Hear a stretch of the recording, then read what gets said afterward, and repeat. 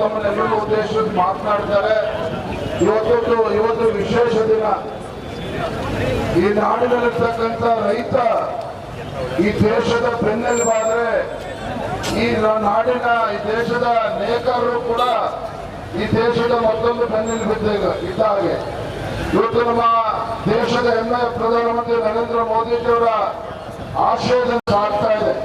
ತಮಗೆ ಗೊತ್ತಿರಲಿ, ಸನ್ಮಾನ್ಯ ಮುಖ್ಯಮಂತ್ರಿಗಳು ಇದ್ದಾಗ ಈ ನಾಡಿನಲ್ಲಿರ್ತಕ್ಕಂಥ ನೇಕಾರರ ಸಾಲವನ್ನ ಮನ್ನಾ ಮಾಡೋದ್ರ ಜೊತೆಗೆ ರೈತ ನೇಕಾರರ ಸಾಲವನ್ನ ಮನ್ನಾ ಮಾಡೋದ್ರ ಜೊತೆಗೆ